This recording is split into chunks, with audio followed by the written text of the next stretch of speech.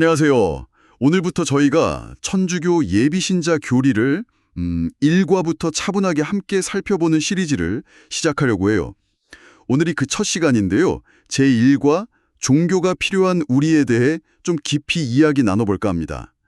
왜 우리 인간은 본능적으로 종교를 찾게 되는지, 그리고 참된 종교란 무엇인지, 특히 천주교의 관점에서 그 의미를 알아보는 그런 시간이 될 거예요. 네, 반갑습니다.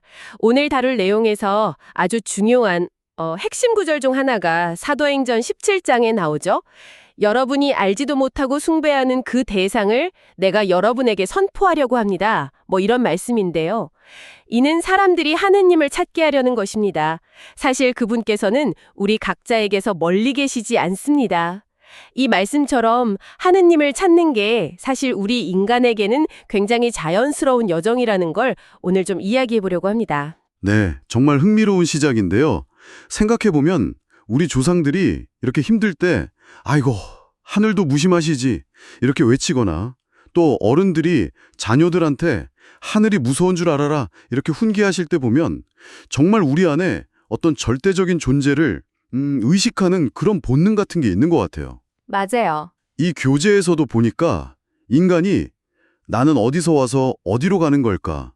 이런 근본적인 질문을 던지고 또 진실하고 보람된 삶을 살고 싶어 하고 때로는 양심의 가책 때문에 괴로워하기도 하고 또 자신의 나약함을 알기 때문에 어떤 절대자에게 의존하려는 그런 타고난 종교적 심성을 지녔다고 설명을 하더라고요. 네, 맞습니다. 특히 이제 자신의 한계를 느낄 때 그런 종교적인 본성이 더 강하게 드러나는 것 같아요. 근데 세상에는 불교, 유교, 개신교, 천주교 정말 다양한 종교들이 있잖아요. 각자 교리나 체계가 다 달라서 종교란 바로 이것이다 이렇게 한마디로 딱 정의하기는 좀 어려운 면이 있죠.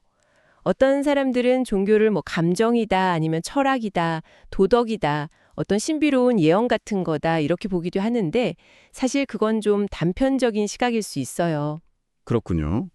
그럼 이 교재에서는 종교를 어떻게 좀 더 포괄적으로 설명하고 있나요?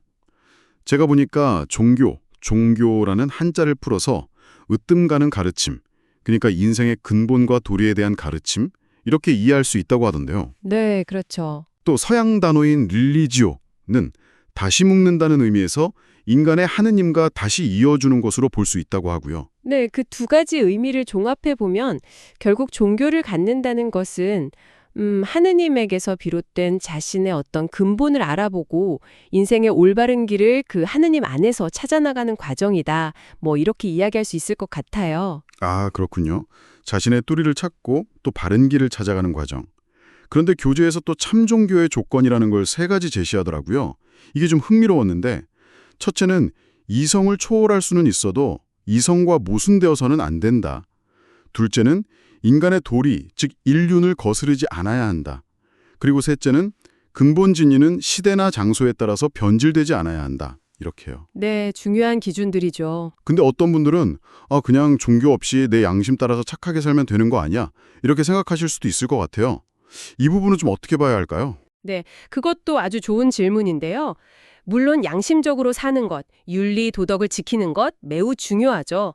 하지만 교재에서는 참된 종교가 그 이산의 의미를 준다고 강조해요. 즉, 하느님과의 관계, 그리고 영원한 삶에 대한 희망을 준다는 거죠. 단순히 이 세상에서 착하게 사는 것을 넘어서 우리 삶의 어떤 궁극적인 의미와 목적, 그리고 죽음 이후의 문제까지 다루는 것이 종교라고 할 수 있습니다. 아, 그러니까 윤리도덕을 포함하면서도 그걸 넘어서는 하느님과의 관계나 영혼에 대한 희망까지 이야기하는 거군요. 맞습니다. 그리고 또 어떤 분들은 종교 생활이 너무 현실과 동떨어져 있다 이렇게 생각하실 수도 있는데 사실 신앙 안에서 오히려 더 성실하고 정직하게 살아가면서 주변 사람들에게 신뢰를 얻고 또 평화롭게 살아가는 분들도 정말 많거든요. 종교가 어려움 속에서도 새로운 환경을 만들어 나갈 힘을 줄 수 있다는 거죠. 그렇군요. 그런데 방금 말씀하신 그 영원한 삶이나 하느님과의 관계 같은 건 사실 인간의 이성이나 생각만으로는 다 알기 어려운 영역이지 않습니까? 바로 그 지점입니다. 그래서 천주교는 스스로를 계시 종교라고 특히 강조해요. 이 계시라는 말이 좀 어려울 수 있는데 쉽게 말하면 인간 스스로의 힘으로는 도저히 알 수 없는 그런 진리들을 하느님께서 직접 열어서 보여주셨다는 의미예요. 아, 계시. 열어서 보여주신다. 그러니까 우리가 이성적으로 뭔가 절대적인 존재가 있을 것 같다. 이렇게 짐작은 할 수 있어도 그분이 정확히 어떤 분이시고 우리를 얼마나 어떻게 사랑하시는지는 그분이 직접 알려주셔야만 확실히 알 수 있다는 거군요. 네, 정확합니다. 아하. 그럼 천주교는 인간이 만들어낸 종교가 아니라 하느님께서 먼저 다가오셔서 당신을 알려주심으로써 시작된 종교다. 이런 의미가 되겠네요. 네, 바로 그거죠. 그래서 천주교는 인생의 아주 근본적인 질문들, 예를 들어 나는 왜 사는가? 죽으면 어떻게 되는가? 와 같이 인간 스스로는 답을 찾기 어려운 그런 궁극적인 질문에 대해서 하느님께서 직접 가르쳐 주신 진리를 소중히 간직하고 또 전하고 있다고 말하는 겁니다. 그렇군요. 하느님의 자기 계시. 이게 천주교 신앙의 핵심 중 하나겠네요.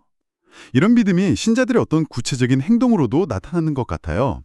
예를 들면 기도나 일을 시작하고 마칠 때 걷는 십자성호 같은 거예요. 아, 네. 십자성호. 아주 중요하고 기본적인 신앙 표현이죠. 이 십자성호에는 크게 세 가지 의미가 담겨 있다고 볼 수 있어요. 첫째는 성부, 성자, 성령께서 한 분 하느님이시라는 삼위일체 신앙을 고백하는 것이고요. 둘째는 예수 그리스도께서 우리 구원을 위해서 십자가에 못 박혀 돌아가셨다는 그 사실을 기억하고 마음에 새기는 겁니다. 그리고 셋째는 내가 바로 천주교 신자입니다. 라는 것을 드러내는 외적인 표시이기도 하고요. 삼위일체 신앙 고백, 십자가 구원 기억, 그리고 신자로서의 표시. 네. 긋는 법을 간단히 설명하면 왼손은 가슴에 이렇게 대고 오른손 손가락을 펴서 이마에 대며 성부와 그다음 가슴에 성자와 일어서 왼쪽 어깨 성, 오른쪽 어깨 령의 이름을 부르고 마지막에 양손을 모으면서 아멘 이렇게 하는 거죠. 네, 저도 본당에서 많이 봤습니다. 자, 오늘 첫 시간이었는데요. 우리 안에 있는 어떤 종교적인 갈망에서 시작해서 종교의 참된 의미가 무엇인지, 그리고 특히 천주교는 인간의 생각이 아니라 하느님의 계시의 바탕을 둔 종교라는 점까지 함께 살펴봤습니다. 결국 이 교리 공부는 하느님의 지혜와 인생의 진리를 깨우쳐서 우리를 참된 삶과 이웃사랑으로 초대하는 그런 여정의 시작인 것 같아요. 네, 그렇습니다. 마지막으로 이 교재의 다짐합시다 부분에 나오는 내용을 청취자분들과 함께 생각해보면 좋을 것 같아요. 거기 보면 세상의 모든 종교에는 존중할 만한 가치가 있지만 그렇다고 해서 모든 종교가 다 같은 것은 아니라는 점을 분명히 해요. 특히 그냥 막연히 같은 하느님을 믿는다고 해서 다 같다고 생각하기보다는 누구를 어떻게 그리고 왜 믿어야 하는지 이걸 잘 분별하는 지혜가 중요하다고 강조하고 있습니다.